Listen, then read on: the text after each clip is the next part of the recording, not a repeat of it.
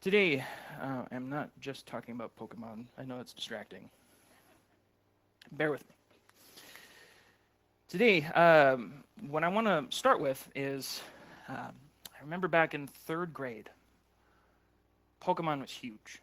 It was all the rage. It was if you weren't collecting the cards, you weren't cool. And it only took 1 year to not be cool anymore. But I still collected them. I developed a very quick addiction to collecting cards, collecting things, and I love the thrill of being able to get something new. But I think even more than just having the cards, the most alluring thing was opening a pack for the first time. Anybody ever collect baseball cards, football cards, trading cards of any kind? You know the thrill of just opening it and just wondering, what could be in here? What's inside this? Am I going to get something good? And I think it created this unhealthy addiction for myself for a time where I just had to keep getting something. Because the first time you get something nice, it's like the gambling addiction mentality where, a player wins a prize and becomes excited. The gambling behavior is reinforced and the prizes are given randomly. So, the player thinks they'll win again if they are persistent. And let me tell you, I was persistent. I spent most of my paychecks in my first job for cards. Horrible. I had to cut the addiction pretty quick because, as the fourth step says, the physical environment, everything that's provided, essentially, whether it's gambling or whether it's collecting cards or whether it's investing in something you think that you're going to get, it becomes a bigger and bigger problem. It becomes something that you feel like you can't let go of because you feel like you're about to win. It feels like something you become certain about, but instead it becomes something like a dopamine of uncertainty. You become more addicted to the possibility than you do to the prize. There was a study done for somebody who was heavily addicted to gambling. The bigger reward was being in the journey towards the win. If the subject was provided with only wins, he wouldn't play. If he found out that he would never win, he wouldn't play.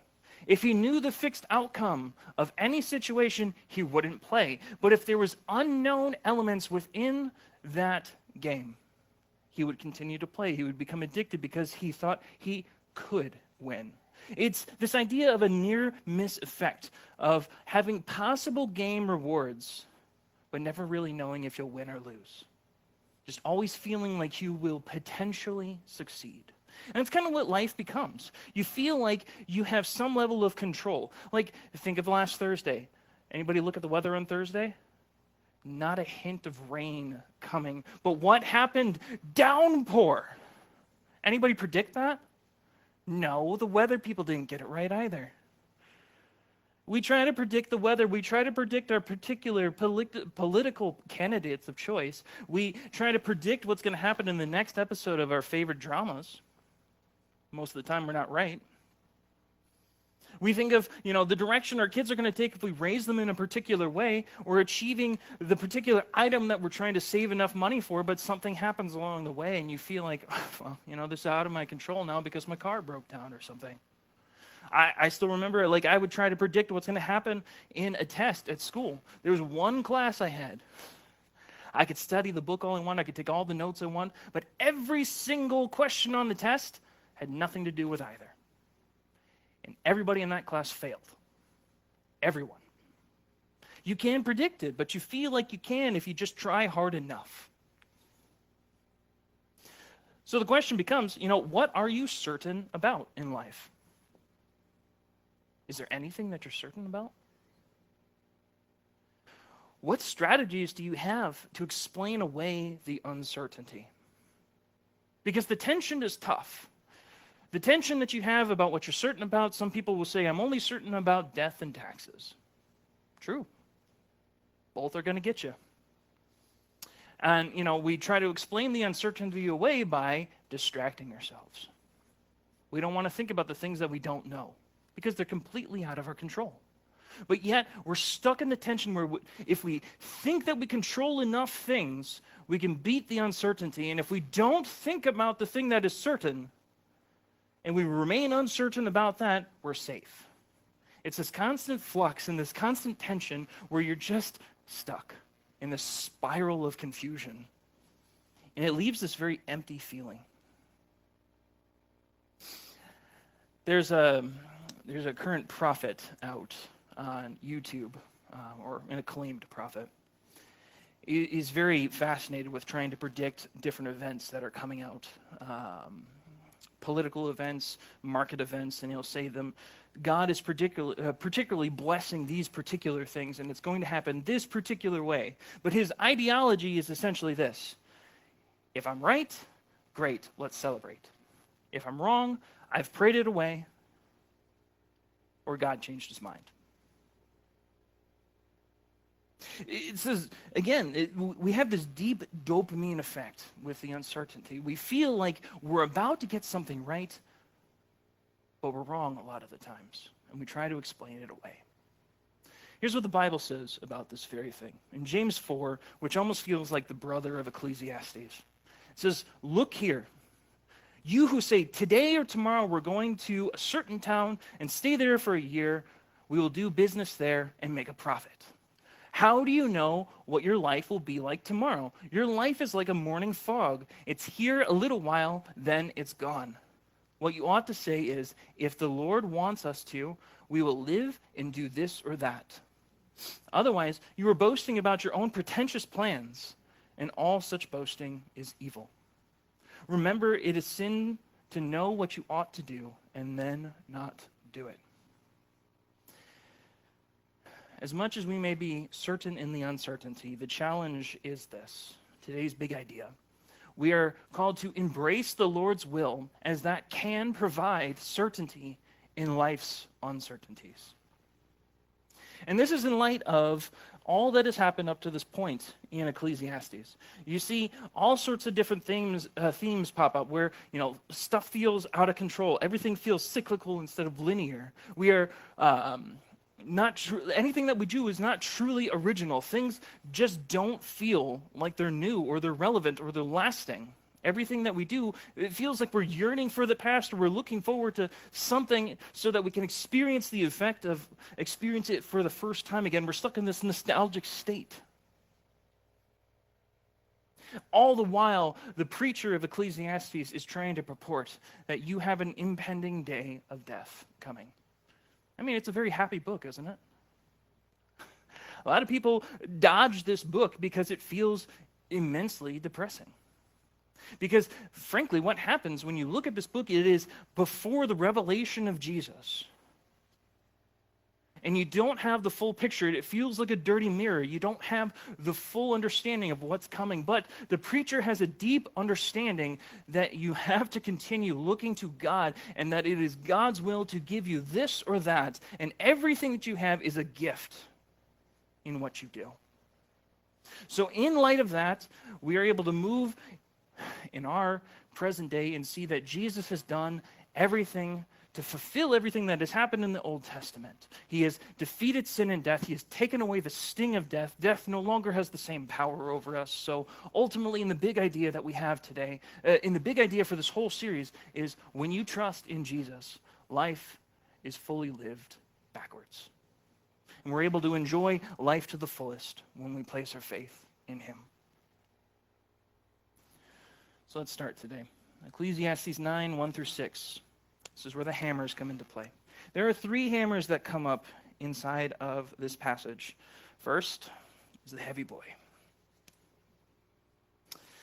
I was using this a lot over the past couple weeks, breaking down a dilapidated shed that was filled with carpenter ants and all kinds of just nasty stuff. It was falling apart. You need something heavy to break it down. But what I think of when I think of a good sledgehammer is, you need something. The only reason you would use this is you want the most destructive force possible. That you can use by your hands, of course. Death feels like this. It feels hard. It's immense. It hurts. No one likes to think about it. It's a challenge. And it is the equal end for all of us. What Ecclesiastes 9, 1 through 3 right here says is this. This too I carefully explored, even though the actions of godly and wise people are in God's hands. No one knows whether God will show them favor. The same destiny ultimately awaits everyone. Whether righteous or wicked, good or bad, ceremonially clean or unclean, religious or irreligious, good people receive the same treatment as sinners, and people who make promises to God are treated like people who don't. It seems so wrong that everyone under the sun suffers the same fate. Already twisted by evil, people choose their own mad course, for they have no hope. There is nothing ahead but death anyway. And again, I stressed, the preacher here is thinking in lights before Christ. So his end, he thought, was death. So why does the preacher come to this conclusion? This is all he knew. Should it be our conclusion as well? No. Death doesn't end there. Again, we have the revelation of Jesus. But before we get to that point, what I want you to understand is that death just comes to us all. Whether you're godly, wise, righteous, wicked, good, bad, clean, righteous, religious, irreligious, truthful, or a liar, we're all going to face the same fate, and it all stems back to the garden. All stems back to the beginning of creation with the initial temptation that comes from Satan.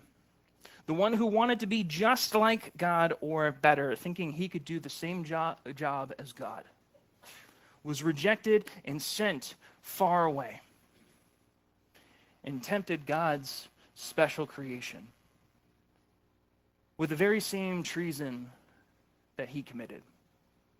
God's holding out on you. Just eat this apple. Just eat this fruit. Just enjoy it. God's got something that he doesn't want you to have. You'll be even more like God if you have this. It's the same temptation that we face today. In many different ways, we may not be eating some kind of fruit, but there's always this little inkling inside of us that says, God's holding out on me, isn't he? That pervasiveness of sin has never gone away. It's never stopped. And the punishment that comes from this is death. It was an expulsion from the garden. It was a limitation on life. There had to be an end to life that was filled with the pervasiveness of sin. And to prove that, I only ask you to think about your refrigerator. Sounds funny? First, I ask you, why do you have a refrigerator at home? Keep things fresh, right? Logical.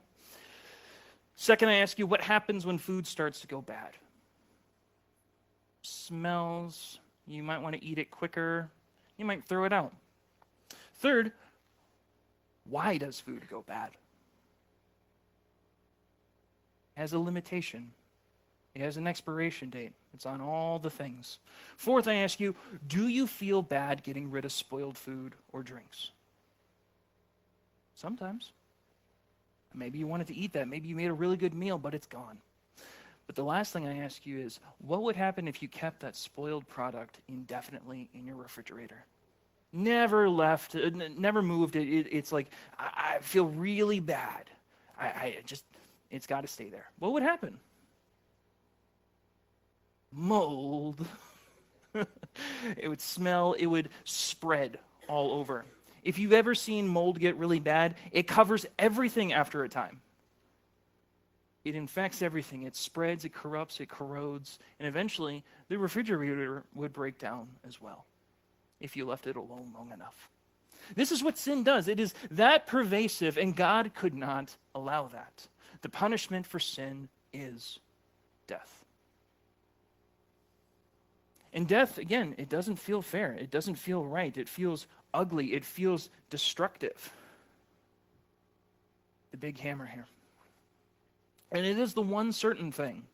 As it goes on to say in Ecclesiastes 4 through 6, there's only, this is the hope only for the living, As they say, it's better to be a live dog than a dead lion. The living at least know they will die, but the dead know nothing. They have no further reward, nor are they remembered. Whatever they did in their lifetime, loving, hating, envying, it is all gone. There's no longer play. They no longer. Give me a moment.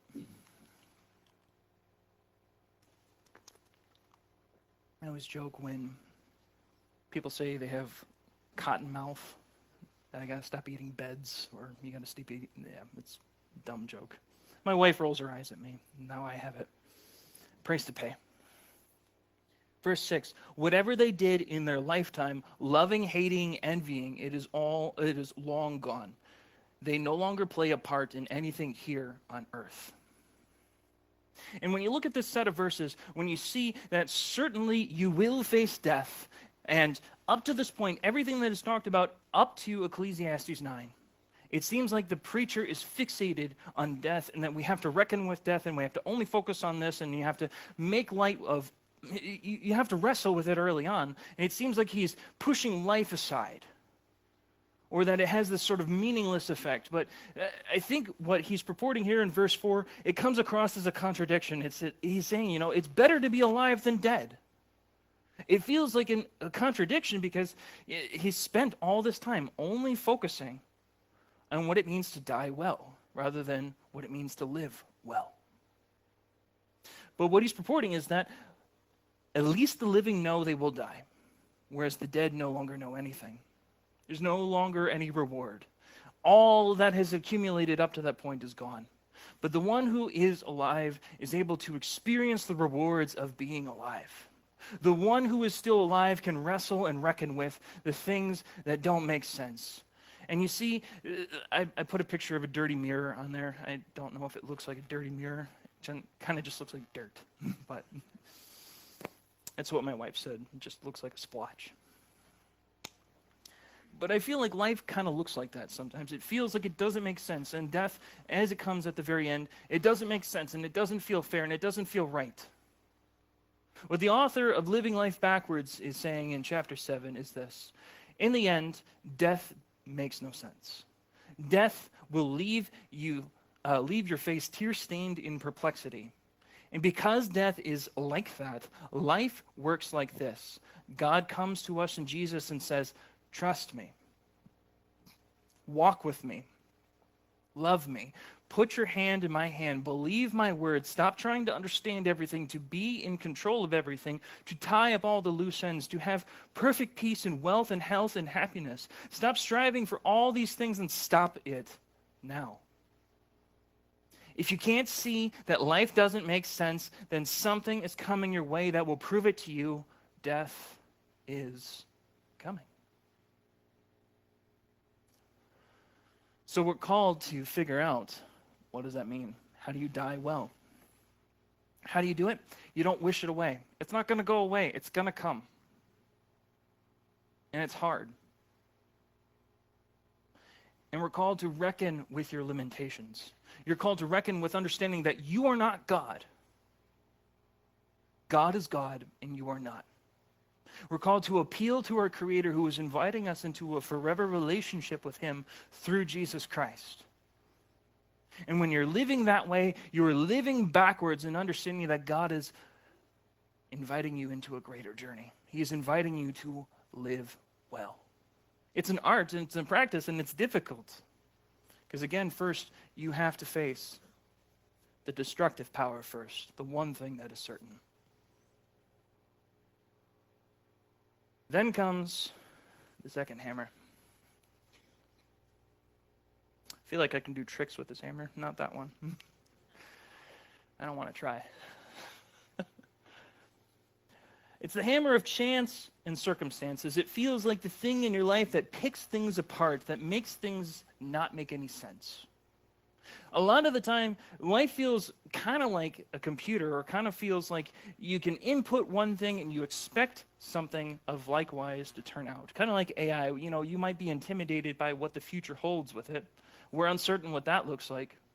But if you ever put something into a word search or created photos with AI, have you ever tried that before?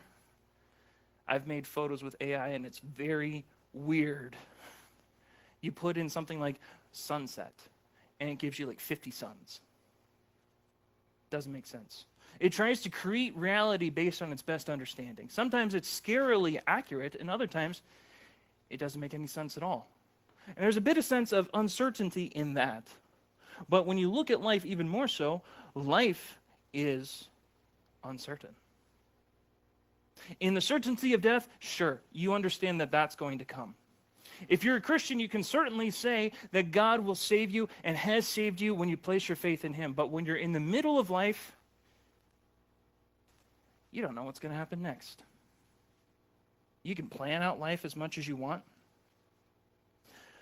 But as these verses say in verses 11 through 12, I have observed something else under the sun. The fastest runner does not always win the race. The strongest warrior doesn't always win the battle. The wise sometimes goes hungry. The skillful are not necessarily wealthy. Those who are educated don't always lead successful lives. It is all decided by chance.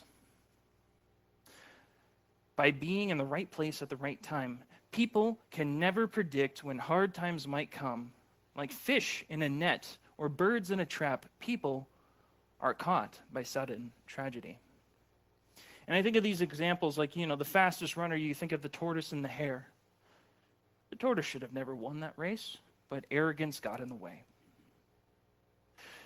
You think of the strong, you think of the story with David and Goliath that we talked about earlier in there. David should not have won that battle. Shouldn't have, just based on the world's standards. Goliath was huge. Goliath was powerful. He was a trained warrior from birth, but he lost. I've watched friends who are extremely talented, extremely smart, end up in dead-end jobs or with crippling debt that comes from college. I mean, the pervasive problem that comes with college is you go in with a dream and you come out with debt. Exorbitant debt, just huge amounts of debt. And you can never get through the compounding interest of debt. It feels like you're stuck if you don't make the wise enough choices. Like, what happens in life with all of these uncertainties, with all of these chances and circumstances? It feels like you just never are able to get ahead unless you are, by chance, able to strike good fortune well. Or that's what it feels like. Life does feel like chance, like you have to be in the right place at the right time. Kind of like if you're making a viral video, you never know if it's going to be viral. I think I talked to somebody earlier a couple weeks ago. They said that they made a video. They didn't realize it would be something super popular. It hit 100,000 views. They just started their channel. And they were trying to replicate it and were never able to make that level of success again. You don't know what's going to be successful or what's going to not be successful. But this is from a human perspective. Verses 11 through 12 is from a human perspective. It isn't saying that God is uncertain about what's going to happen. God's will understands what's going to happen. God understands what's going to happen because both good things and bad things come from him. And we may not understand that in the middle of life we are uncertain about what's going to happen next. And the ultimate call is, what do you place your faith in? What are you certain about? Is it your speed, your strength, your wisdom, your skill, your education? Is it your family, friends, popularity, or possessions? Because all of this is here today and gone tomorrow. And whatever you're placing your faith in, that's going to dictate what's going to happen next. And if it's anything other than God, it's going to fall right through your hands. Here's what Jesus says in John 14, 1 through 6. It says, "Don't let your hearts be troubled. Trust in God and trust also in me. There is more than enough room in my Father's home. If there were not so, would I have told you that I am going to prepare a place for you? When everything is ready, I will come and get you so that you will always be with me where I am, and you know the way to where I am going." Thomas says, "No, we don't know, Lord. We have no idea where you are going, so how can we know the way?" And here's the ticket. Jesus says, "I am the way, the truth, and the life. No one comes to the Father except through me." What Jesus was tackling was this imminent loneliness that was coming with a world without him, his physical presence there. And the concerns of the world make everything murky, and it feels like things just don't make sense. But Jesus is reminding his disciples, and he's reminding you, that he is preparing the best place for you. Everything in this life is but a foreshadow of what is to come. Every good gift that he gives you here is a foreshadow and a foretaste of the beautiful creation that he is making for you to forever enjoy. And we think of this big house. He talks about many rooms that he is creating and preparing for each one of us. We think about the revelation that comes later on in a city that he is preparing, a new heaven and a new earth that we will enjoy, where he is with us and we are in his very presence. We think of that future glory, a clearer perspective that only comes through Jesus. Jesus saying, I am the way, the truth, and the life. When we place our faith in him, in any uncertainty that we have, our call is to follow him and understand that he is the one that gives that clear perspective. It takes away any of the little things that start chipping away at us. Because any little uncertainty in our life will chip away at us when we don't have a good grounding and a good foundation in Jesus.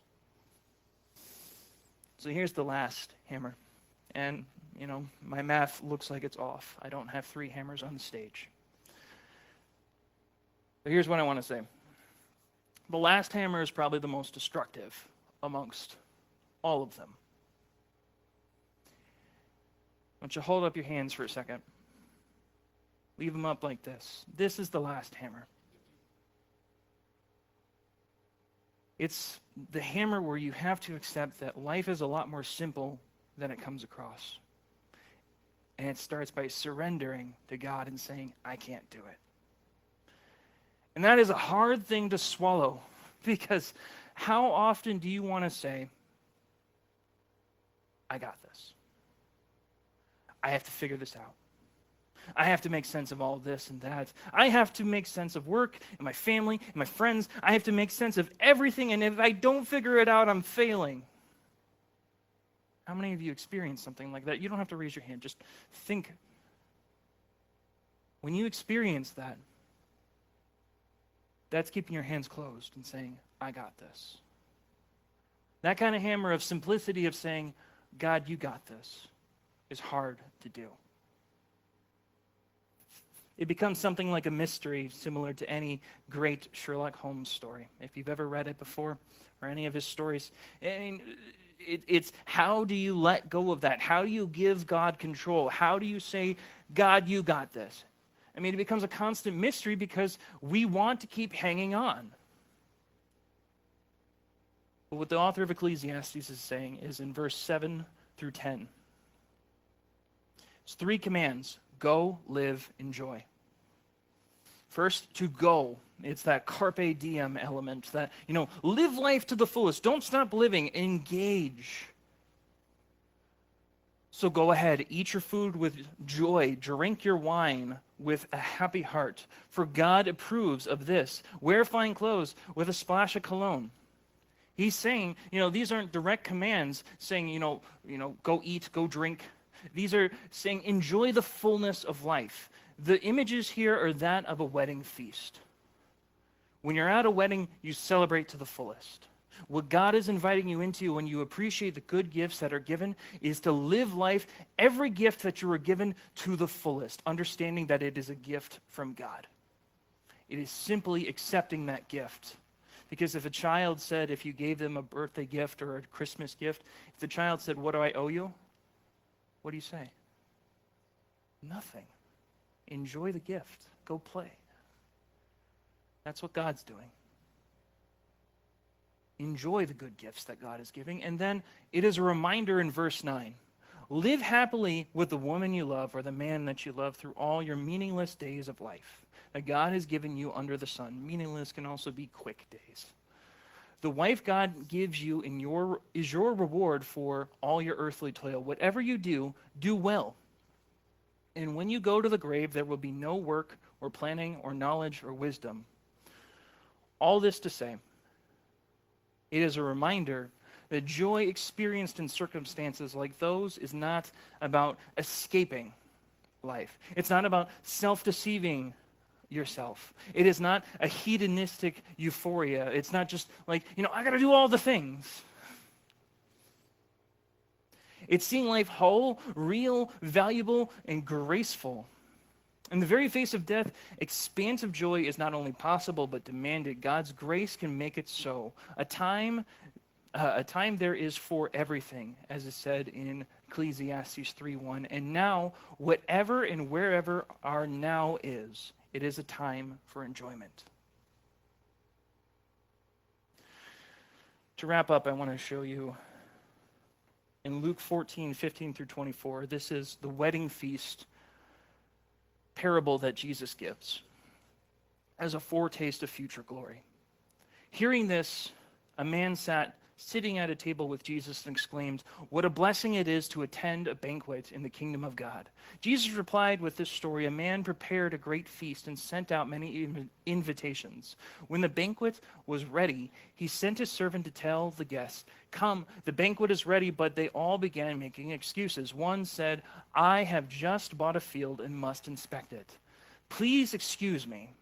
Another said, 'I have just bought 5 pairs of oxen, and I want to try them out. Please excuse me.' Another said, 'I just got married, so I can't come.'" I mean, you can boil this down to a modern day element of, "I just got a new house. I just got a new car." Or, I guess the modern equivalent of just getting married is just getting married. So something is distracting. And the people say, "No, I don't want anything to do with that simplicity that you're inviting me into, God. I don't want to celebrate with you." Verse 21. The servant returned and told his master what they had said. The master was furious and said, "Go quickly into the streets and alleys of the town and invite the poor, the crippled, the blind, and the lame." After the servant had done this, he reported, "There is still room for more." So the master said, "Go out into the country lanes and beyond the hedges and urge anyone you find to come, so that the house will be full.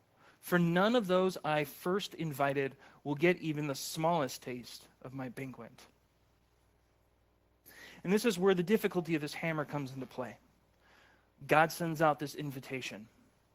And many people say, "I'll deal with it later. I'm going to live life first. I'm going to enjoy life however I want to first. I'm going to be the God of my own life. And then at the very end of life, when everything is said and done, then I'll focus on you." But it's too late. You've spent your life being God, and you've missed the point. What God invites with the poor, the crippled, the lame, and those who would ever elsewhere accept this invitation is the ones who recognize they are being given this tremendous gift. They are being given this deep gift that only comes, this deep appreciation only comes when they accept that it is a gift. And it's hard to wrestle with. Because no amount of being Christian or spiritual will remove the fact that you were made in a physical world with hands and good.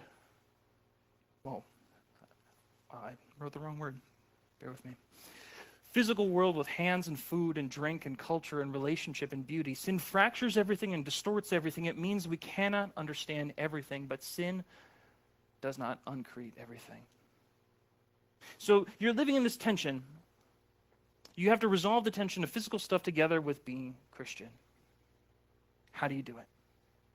You're living in that paradox of saying, I have to be Christian and I have to learn to follow God, but I have to enjoy the world but not be too much of the world because I'm dead to the world but alive in Christ. How do you do it? What does it mean to love life in the world if it's passing away? And if I'm meant to enjoy God and live for Christ first and foremost, how do you do it?